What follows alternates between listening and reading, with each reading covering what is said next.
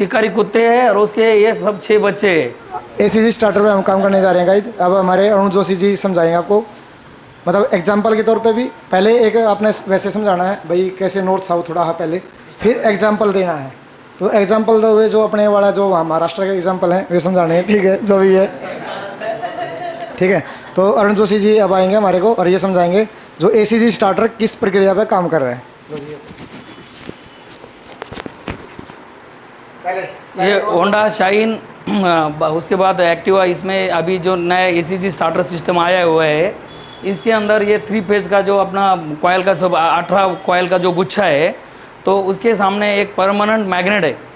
तो permanent magnet को घुमाने के लिए स्टार्टर मोटर दिए नहीं है, तो उसको भगाने के लिए कंपनी का जो साइंस है ऑटोमोबाइल का, उस हिसाब से हर मैग्नेट में नॉर्थ साउथ पोल रहते हैं।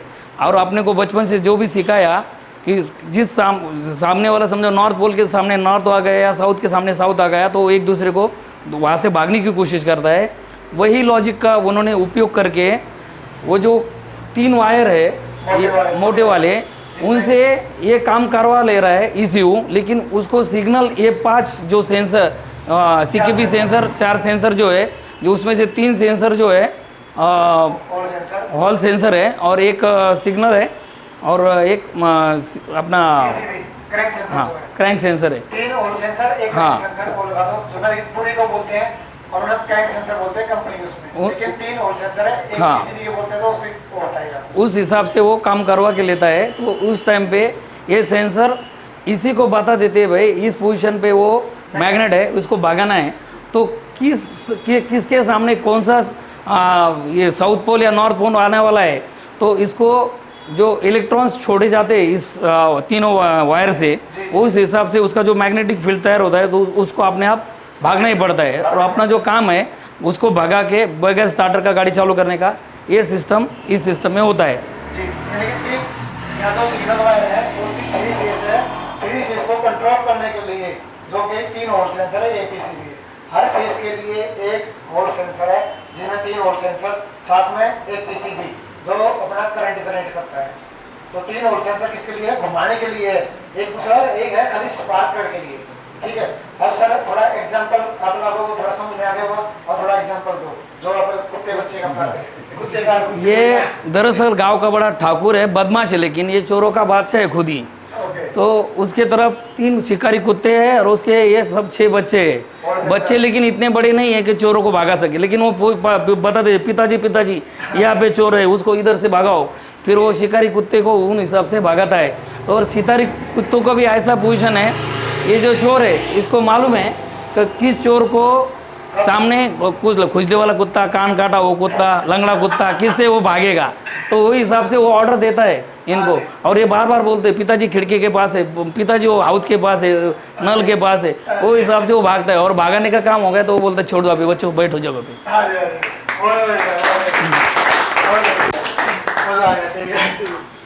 तो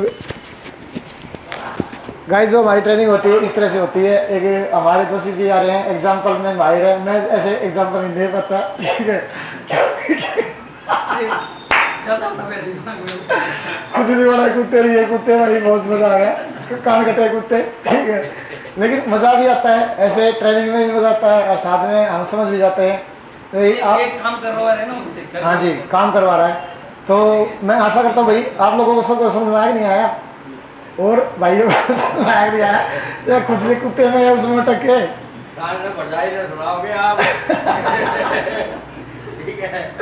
नहीं। और भाई जो मैकेनिक हैं उनको जो मैं कहना चाह रहा हूँ, जो भाई ने पहले जो बताया था वो एक्चुअल है इसकी, जो हमारे समझाने का तरीका जो है, लेकिन एग्जांपल भी दिया वो भी बहुत बढ़िया दिया। तो किसी को समझ में नहीं आया है तो एक बार बता सकते हो, फिर दोबारा फिर बताएंगे। ये समझने का तरीका फिर हम बताएंगे इसको चेक कैसे करें मल्टीमीटर से। तो हमारा लास्ट हो गया 6:30 बज गए हैं हमारा। तो ये एक्टिवा की जो प्रॉपर वायरिंग होगी आज आपकी, और साथ में क्या रह गया, ये ECG हो गया, तो कुछ बचा ही नहीं। फिर सेंसर की नॉलेज हमें होगी तो एक्टिवा कोई भी साइन वाइन कोई भी आए अपने रख सकते हैं, कोई टेंशन की लेने की जरूरत नहीं। मेन है मेरे को आप लोगों को वर्किंग समझाना। वर्किंग जब समझ में आ जाएगी कोई टेंशन नहीं होती।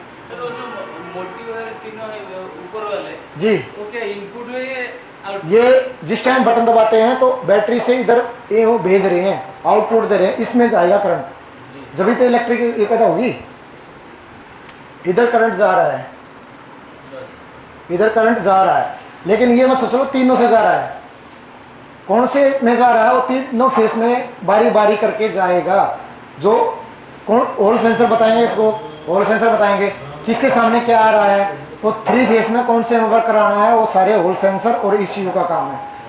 हॉल सेंसर क्या बताएगा, इसकी पोजीशन बताएगा मैम की, लेकिन काम करवाने का किसमें क्या जनरेट करवाना, ECU बताएगा।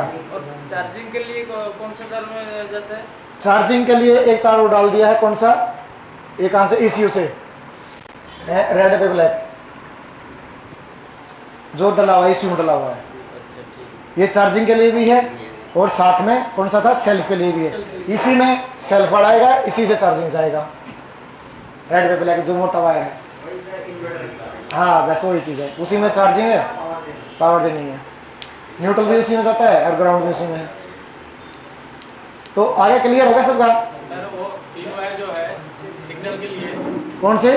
वो 3 वायर ये सिग्नल वायर हैं, ये चारों तार सिग्नल के समझ लो, चारों मान लो। ये तो सर पिकअप वायर का हो गया। हाँ पिकअप वायर, ये भी सिग्नल ही दे रहा है यार, ये क्या कर रहा है, ये भी सिग्नल दे रहा है बस। 2 वायर सर किसका गया है? कौन से? ये इनपुट सप्लाई है, 5 वोल्ट, एक ग्राउंड है।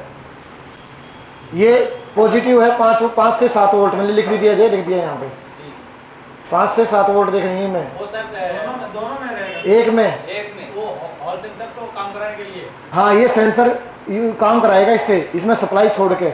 और मैंने आपको बता दिया था होल सेंसर के 3 टांग कनेक्शन कैसे होते हैं, वो बाकी कॉमन होते हैं, ग्राउंड और 5 वोल्ट सप्लाई कॉमन रहेगी, बस उसमें से वो निकालना है। नहीं इसमें नहीं होगा, ये तो हमारा एक ही है, कंपनी ने इसमें खाली हमारा इंजन स्टार्ट करने के लिए दिया है, जो ये पोजीशन में घुमाना है उसी में होगा। इसका कॉइल का जो वाइंडिंग है उसको थोड़ा समझाइए। कॉइल की वाइंडिंग जो पहले थी, पहले 3 फेस वाली, सर 2 तार एक जैसे 1 2 3 का है, ये ऐसे लपेटा, फिर एक पे गया, फिर एक पे गया, ऐसे जो लपेटा हो, फिर दूसरा लपेटा, फिर यहाँ से गया, फिर यहाँ पे गया। हाँ जो 3 फेस सीखा था आपने ना, मैं ये बोल रहा हूँ सर कि यहाँ से एक वायर निकला और यहाँ से एक, दोनों क्या एक साथ जोड़ के निकलेगा? नहीं, इसमें 3 जोड़े हुए हैं यहाँ पे, इसमें ऐसे है। मैं वही बोलना चाहता हाँ हाँ वो समझ गया मैं, ये जैसे कि ये हो गया स्टार रूम में है, जैसे कि अंदर R15 दिखाई थी ना, R15 की वही है। तीनों तारों को एक जगह ज्वाइंट करके वहाँ से तार निकाल रखे हैं। हूँ। ये वाला सिस्टम जो एक साथ तीनों में एक साथ जोड़ के, जी जी जी यही है, हाँ वही। बस यही है। अंदर उन्होंने कनेक्ट करिए, RS वाला नहीं है सर RS में नहीं है जैसे होल सेंसर है 3 वायर की, जी, उसमें एक पावर होगा, एक सिग्नल ग्राउंड और एक होगा सिग्नल आउट। 6 वायर की है, एक इनपुट सप्लाई ग्राउंड और 5 वोल्ट, 2 तार हो गए, ठीक है। मतलब एक होल सेंसर की बात कर रहा हूँ। एक हाँ एक अच्छा अगर होगा तो उसमें पावर होगा, एक सिग्नल ग्राउंड और हाँ। एक होगा सिग्नल आउटपुट। आउटपुट में, ठीक है और जैसे अगर 2 वायर की है होल सेंसर जी, तो उसमें होगा सिग्नल ग्राउंड और होगा सिग्नल आउटपुट। आउटपुट बस ठीक है जी, क्लियर है। ACG अब चेक करना चलते हैं। तो गाइज हमारा इसमें आज ACG सीख लिया, अब हम चेक करना सीख रहे हैं प्रैक्टिकल जाने के लिए। तो हमारे यहाँ पर प्रैक्टिकल पहले ग्राउंड इस पर होता है बोर्ड पे, जो बना थ्योरी होती है, उसके बाद हम सीधा जाते हैं प्रैक्टिकल पर। और प्रैक्टिकल हम नहीं दिखा पाएंगे क्योंकि थोड़ी लाइट अंधेरा रखा है, मतलब क्रैंक सेंसर हमारा कह रहा था OBD से पता चलता था। अभी एक मेरे दोस्त के पास फॉल्ट आया था, उसमें क्रैंक बार बार गाड़ी चल के बंद हो रही थी, एक्टिवा गई। अभी पीछे ही हम EV की ट्रेनिंग के लिए गए थे दोनों, रमेश है पालम से, तो उससे बात हुई थी, भाई ये गाड़ी में ऐसे दिक्कत है। मैंने स्कैन किया, क्रैंक सेंसर का कोड आ गया, गाड़ी 10-15 किलोमीटर चले, किसी टाइम बंद हो जाए और फिर स्टार्ट ना हो। तो उस पे के पास आई, उन्हें स्कैन किया, क्रैंक सेंसर का कोड आ गया। तो गाड़ी में वही प्रॉब्लम थी, भाई उसका स्टार्टर रेटर बदवा ले, क्यों उसका जो नीचे का सिस्टम होता है क्रैंक सेंसर वो नहीं आ रहा अलग से। तो उसने फिर कंपनी में गया, वो कंपनी में उसने स्टार्टर रेटर रिप्लेस करी, गाड़ी ओके होगी। तो ये क्रैंक सेंसर खराब होगा तो आपके पास आपका OBD बता देगा। सर इसमें अब चार्जिंग का फॉल्ट आया तो ECU बदलना पड़ेगा। ECU नहीं, वो जो क्या बोलते हैं उसको, क्रैंक सेंसर। हाँ चार्जिंग का फॉल्ट अगर ECU यहाँ तक वोल्ट ओके है जी, और यहाँ से वोल्ट नहीं निकाल रहा तो ECU बदलना पड़ेगा। लेकिन आज तक ऐसा फॉल्ट आया नहीं है, ये फॉल्ट ना के बराबर के हैं यहाँ तक आप, लेकिन पता होना चाहिए कौन से कार में क्या वर्क हो रहा है। ये इसकी कॉस्ट कितना हो सकता है है पूरा असेंबली की। ये 4,000 रुपये बता रहे हैं, 4,000 एक्टिवा की। वो भाई ने बताई थी रमेश को, मेरे को पता भी ना था अभी क्योंकि उतना पड़ी है। मैं सोच रहा था एक पीस मंगा लूँ, लेकिन उसने बताया ना 4,000 के मारे रहने दे भाई, फिर तो कभी किसी खराब हो गई जब मंगा लेंगे, क्या दिक्कत है। क्रैंक सेंसर खराब हो गया, कोई कस्टमर आ गया डोनाने के जब मंगा लेंगे, क्या दिक्कत है। हमारा करोल बाग थोड़ी दूर है, अगले दिन आ जाएगी। वही सर वाली बात है, उसका सामान हमारा ही तो है सारा। हाँ करोल बाग वाला हमारा है, हमारे पास है कि करोल बाग हमारे यहाँ से 28 किलोमीटर है। आज ऑर्डर देंगे अगले दिन आ जाएगा। तो करोल बाग जो सामान है वो हमारा ही तो है। 2% हमारे से वो लेता है, 2-3% वे कमा जाते हैं। करोल बाग में होलसेल लगाता है सारा, 2-4% पे हमें यहाँ पर सारा मिल जाता है। तो हम क्यों अपना ज़्यादा स्टॉक करेंगे, क्योंकि ये मोटे आइटम है। कोई कस्टमर ऐसा था ना, ये खराब हो गया था, शोरूम में ले जाए, वहाँ 15-15 दिन गाड़ी खड़ी करते हैं।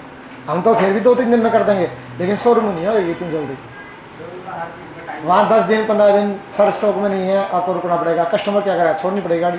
सर कस्टमर वहाँ छोड़ देगा, लेकिन बाहर में हम लोग पास नहीं छोड़ते। गैरेज में छोड़ेगा, थोड़ा बोर्ड बनवाओ अच्छे से, अच्छे से बनवाना, थोड़ा आपकी क्वालिटी का, जैसे अब सर्टिफिकेट वो करेंगे, वो लगाने हैं, वो चीज़ें देखते हुए। यार वो तो भूल गया।